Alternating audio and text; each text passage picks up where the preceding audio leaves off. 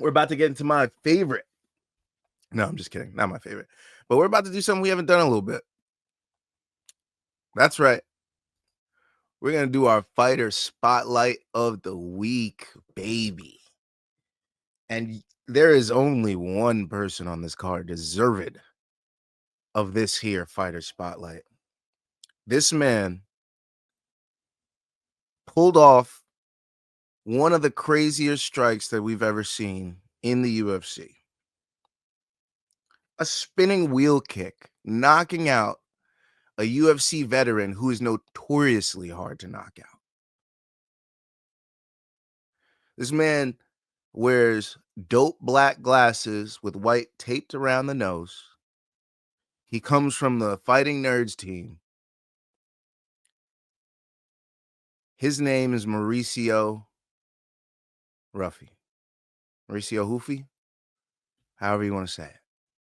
Now, his real name is Mauricio Santos. The reason he has his Ruffy name is because of a anime cartoon that he likes where the guy's name is Luffy. So he changed his to Ruffy. So we're going to call him that because Brazilians can kind of do whatever the hell they want in the UFC with their last names. Brachinha, Ruffy, whatever you want to do. You guys can do whatever the hell you want. No holds barred over here. But let's talk about him. Like I said, Mauricio Ruffy trains out of Fighting Nerds. He's been training there since 2016. Not that long, man. Not that long. Just under a decade. And he's already here making waves like this in the UFC. Okay. Now he trains out of Sao Paolo, Brazil. He's 28 years old, born June 17th, 1996. He's 5'11" in the lightweight class. He's got a 72-inch reach and he fights orthodox. He's 12-1, 11 KOs and 1 decision. That lone decision coming in his previous fight before this one. Now, let's talk about Ruffy. He was an 8-1 guy before fighting on the Contender Series, okay? That was his record on the regional scenes. All right? This was all in Brazil. Now, let's look at his record, okay? His first fight, Marlon Paulo de Souza, knocks him out at Premium Fight Championship 6, September 18th of 2016. That's round 1, and he did it in 30 seconds, okay? That was his lightweight debut. Then he takes on Vincent Santos, another TKO. Gold Fight 9, August 26th of 2017. Another first-round knockout, this time in 1 minute, 1 minute and 4 seconds. This was also in Sao Paulo.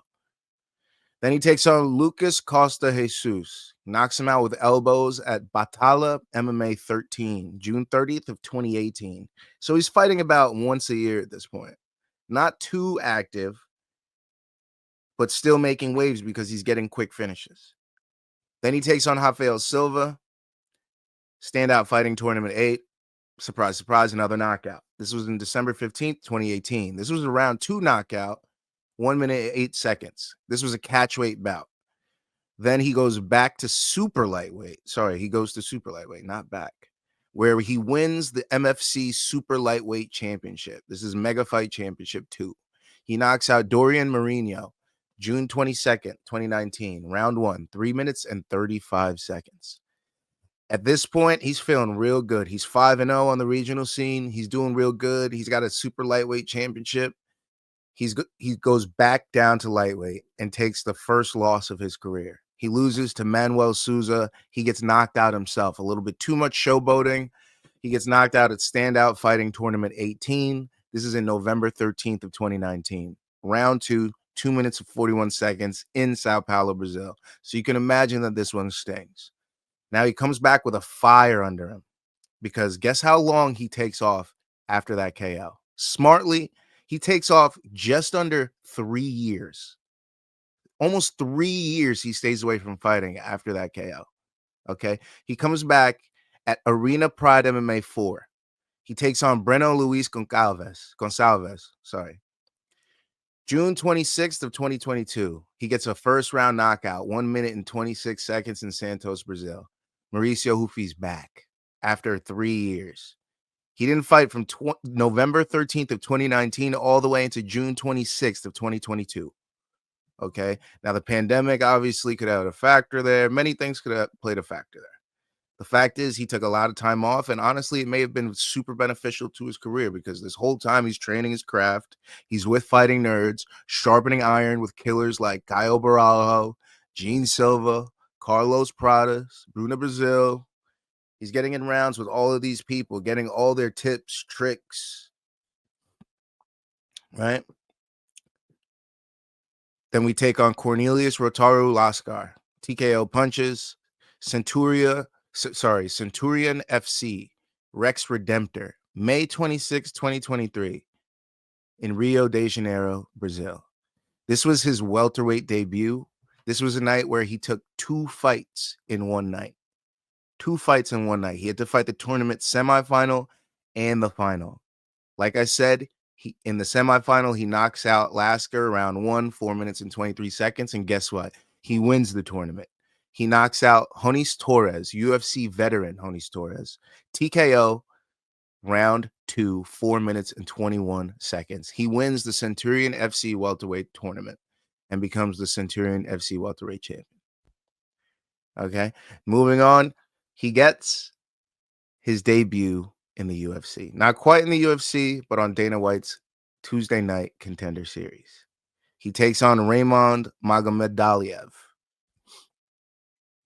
All right, this was October 3rd, 2023. Week 9, Season 7 of DWCS. Okay, he wins the fight, 3rd round, technical knockout. And guess what? History was made.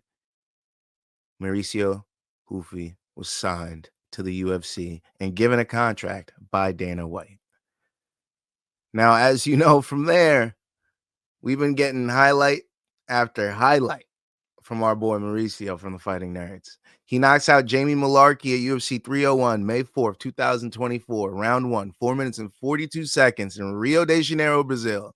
That was his return to lightweight, and he gets himself a performance of the night bonus. Then he takes on James Lontop, as we previously talked about. Now, James Lontop was a replacement opponent. He was originally supposed to fight Charlie Campbell at UFC 309, November 16, 2024, but Charlie Campbell withdrew from the fight. James Lontop took the fight on short notice, missed weight, ended up being a catch weight bout of 165 pounds. Lontop weighed in 1.2 pounds over the limit and was fined 20% of his purse, unrightfully so, because he was a replacement fighter. I mean, can we have a little leeway? Why are we taking away fighters' purses if they're coming in on short notice? So I didn't like that about that James Lontop fight, but it's okay. The fight went the distance. The only fight that Mauricio Ruffy has gone the distance. And yeah, the only time he ever needed the scorecards, because that brings us to this past Saturday, guys, in which he took on Bobby King Green at UFC 313, March 8th, 2025. And my man Mauricio Ruffy pulls out a spinning wheel kick like he's vintage Edson Barbosa and knocks out Bobby Green with only 2 minutes in round 1 in Las Vegas and gets himself a performance of the night bonus. Mauricio Ruffy, the Fighting Nerds, Caio Borralho, Gene Silva, Carlos Pradas, Bruno Brazil, all the Fighting Nerd superheroes.